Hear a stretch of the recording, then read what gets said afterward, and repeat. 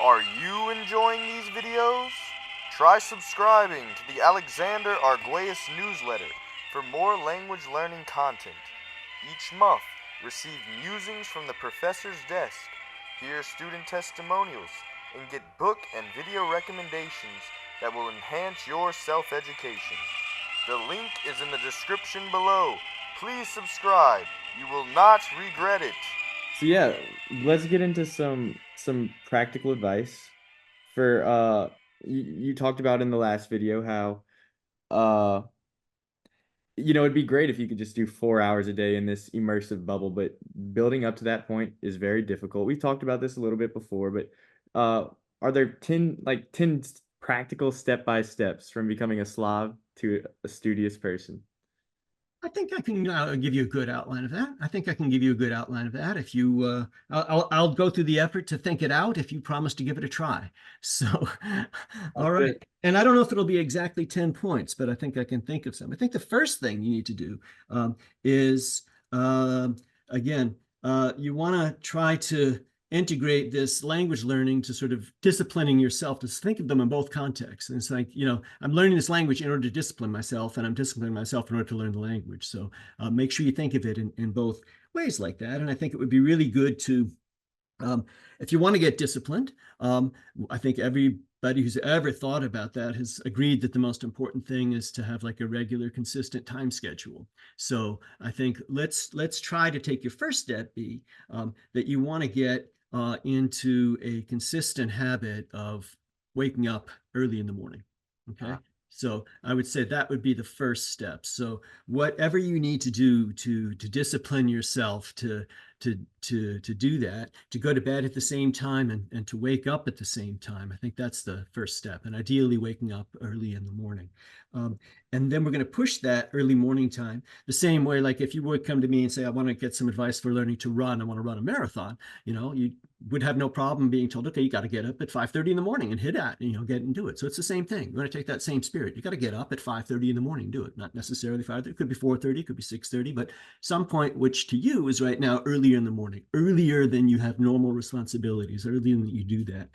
Once you can get into the habit of like having a fairly regular sleep schedule, then you want to get into the habit, I would say, of ultimately waking up earlier and earlier to do this. And what you want to do is you want to take a book, like let's say you're going to work with one of those Asimil books that we have. I think that would be a good thing to do. You want to take a book like that. When you decide this is the book that you're going to use to teach the language, I guess the second step would be, what did we say? The first step is to go to make sure you're getting up earlier and earlier. You got to get a regular, consistent sleep schedule. Once you have that, start sleeping with your Asimil book under your pillow. Okay. And make sure that when you wake up in the morning, okay, the first thing you do is you grab that. You grab the book. Okay. The first thing you do in the morning is you grab the book. Okay. And I want you to ultimately take that from grabbing the book to holding on to the book. And I don't know if right now you're the kind of person you wake up, you're really groggy and foggy in the morning, you can't think anything. Hopefully you'll be able to think a little bit clearly to the degree that you can think early in the morning. You want to be thinking intentionally about why you're holding this book. So in the first 15 minutes of your day, I want you ultimately to work this up. You can count the holding the book, but you can get up, you can go to the bathroom, you can get something to drink, make yourself some tea or coffee or something, sit down, in a quiet, comfortable place where you could ultimately study, like sit down at a desk or sit down at a place where you could do that. And, and then take from that time that you woke up and held the book, to maybe a total of 15 minutes thinking about this whole project. Why do you want to learn this language? Why are you holding this book? Again, you're learning the language to read it, to know it, to know another culture. You're learning the language to expand your mind. You're learning the language to discipline yourself. You're disciplining yourself to learn the language. By knowing a language, you're widening your horizons. That's making you a better human being, it's deepening your spiritual perspectives, your understanding. So think about all those things and do it in as prayerful and meditation-like fashion as you can, to really think about the importance of this project to you. Why do you want to do this? And once you get into the habit of doing that, then comes the third step, okay, would be to really start taking the book, and without pressuring yourself to learn just yet, start working up to about 15 minutes of, yes, actually reading it, studying it. And if you're doing this at the same time every day and sort of checking off the calendar in that way that you don't want to break the chain of losing it, and you're getting into the habit of waking up early and getting into the habit of holding the book, looking at the book, thinking about why you want to do it, and then just get into the habit, initially take 15 minutes and go through it and, just get an over. What's in this book? What's it like? What am I going to learn? What's in it? Just think about that and start reading, start looking at things, getting an idea. Ultimately, you're going to start studying. And so step 4 is actually do that. Like I did, and like I say in that video of how to teach yourself a language in 15 minutes a day, follow that procedure. Do that. If you do that in that 15 minutes a day, so you're going to have half an hour in the morning, waking up, getting ready, sitting down, thinking about, praying about, meditating about why you're doing what you're doing, and then doing it with full intention for 15 minutes. You're starting your day doing that, okay? And that'll give you a very good feeling about doing that, and you'll be making progress. You're going to be making progress in the language if you do that, and that sort of thing will snowball. So I would say we don't need necessarily 10 whole steps. If I sort of break them down, I can think that would be something that one would be able to do. Get into a regular, consistent pattern of a sleep pattern, trying to wake up earlier in the morning than you normally do, grabbing your book first thing in the morning, thinking about really why you're doing what you're doing, giving yourself as many motives as you can, and then just building in that atomic habit little by little, working up 15 minutes a day to learning. And then once you have that down, I guess, yes, the next step would be to sort of increase that time. Increase that time because you have said you wanted to learn more languages. Anybody who wants to learn more languages, as we talked about in some of our past videos, ultimately you need to put a lot more time in. So 15 minutes will not be enough. But if you start out from that sort of base camp, 15 minutes of getting ready, intentional planning, thinking, focus, and then 15 minutes as a time chunk that I can work with.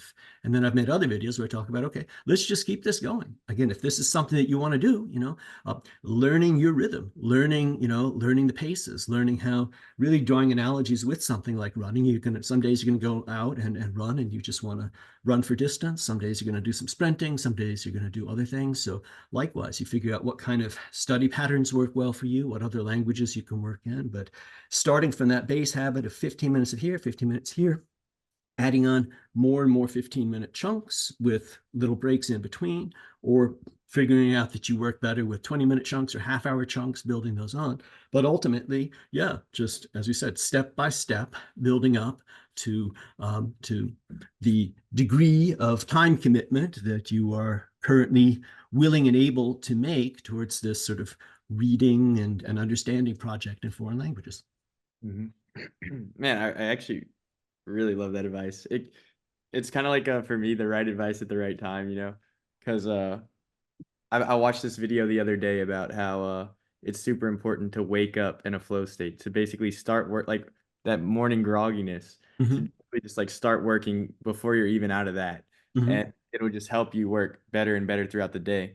And I've kind of experienced that on the negative end, where it's like if I wake up and just get straight into like scrolling on the phone or watching YouTube, it's like that'll be my go-to for the rest of the day whenever I don't know what to do. And I feel like if I start my day on the right note, my go-to will be the language learning thing. And I also really liked what you said about how to in those first 15 minutes intentionally think about the reasons why you're doing it. Because whenever this could just be a me problem, but whenever I like wake up early and I'm like doing something I'm really negative in the morning. Like that's like not my time of the day. So I'm like, oh, why am I doing this? This is dumb. I'd rather be sleeping, blah, blah, blah, blah, blah. And it's like, so that's whenever I meet my most resistance to learning languages. And so if I can overcome it in the morning by just constantly affirming why I'm doing it, it's like if I want to do a study session later in the day and those same negative thoughts, but at a lesser rate, I'll have that resilience to beat it. You know what I'm saying? Yeah, I think this is very important. I will totally confess that I am by nature a very early morning person. I'm a crack of dawn person. I normally wake up before sunrise. I do. I wake up in the wee hours of the morning. That's my clock. And so I'm primed to I'm primed to be very receptive to hearing that the early morning hours are best for studying. But I think that there's various different kinds of studies, that show that is. That's why they give standardized tests, things like that, very early in the morning for these kind of things. Testing has always been done. But even beyond that, if you can unless you're truly groggy and all that, I just think, objectively speaking, if you plan to do something in the morning and you can't do it, you have the rest of the day to try to get it done. But if you plan to do something, later in the day, and something comes up later in the day, you might not have time to do it later on. So just objectively speaking, doing the, planning, if this is what's most important to you, if this is a very important thing, putting it first, making sure you get it done, making sure it develops into a habit, scheduling it in the morning just seems to make the most sense. But I do think that there are maybe some people out there who are true night owls, who might need to somehow reinterpret this advice for staying up and becoming more alert at 1 a.m. rather than waking up then. So, I mean, I would say I'm by nature a true night owl, but even still, I think it's always like it's still better for me to wake up early. Like, even though I'm better at night in almost every regard, it's like it's still better for me. Like, I do find when I wake up early to do my studying, that's the time I'm most consistent. That's the time I'm most disciplined.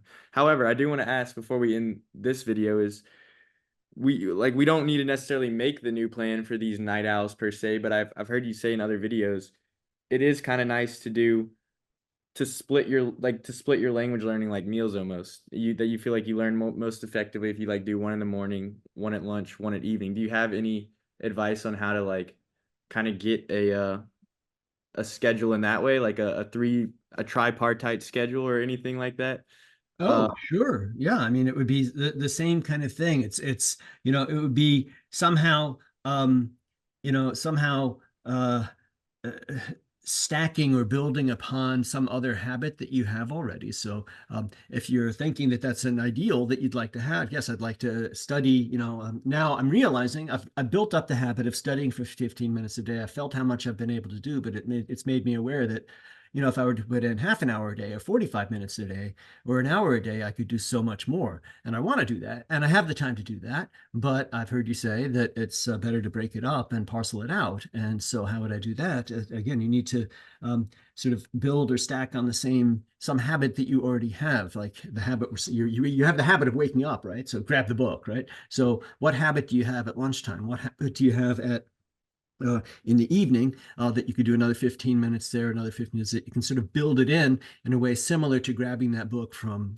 under your pillow, and sort of also thinking intentionally, okay, what are you doing now that you're going to stop doing, that you're going to do these 15 minutes at that time? You're going to basically pause or insert these 15 minutes or do something else. So you think about that, plan for it, and then just have that be the same way. Again, I do think that physically having the book in your hand, would be a good thing. So it's like, okay, if at lunchtime, I am going to make sure that I also do 15 minutes of this here at some point here. Just before that, I'm also going to get the book out and think about why I have it, in my hand now, and I'm going to go to this place and shut myself off where I can do those, 15 minutes at lunchtime, and the same thing in the evening.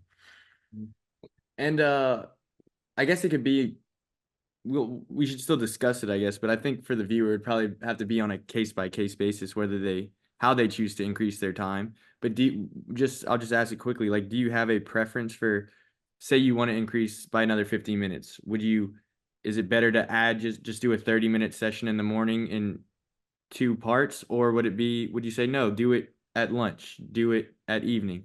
Does it really matter if the person wants to build up to 2 hours in the morning, that's fine, or should they split the 2 hours up? Is it better? I think ideally it is better spread throughout the day. If you can manage that, if you can juggle your life that way, if you can work it in and get it done, if you can do that, then the advantages are that you're keeping the language in the forefront of your brain. You're not letting it sink. You're not, you have much less time between your study sessions. So it's if you think of it as sort of spaced repetition of learning, you're spacing your learning out. So you're keeping your memory much more active. You don't give so much time to forget. So I think it's objectively better for learning if you can juggle that. But some people are wired so that it takes them a while to get warmed up, and they're just getting warmed up after 15 minutes, and they need to immerse themselves, or for whatever reason they can't juggle that in. So if that's the case, then doing an hour or 2 hours in the morning, if you can manage that, is still 2 hours a day. But if you could break it up, I think you get more out of it.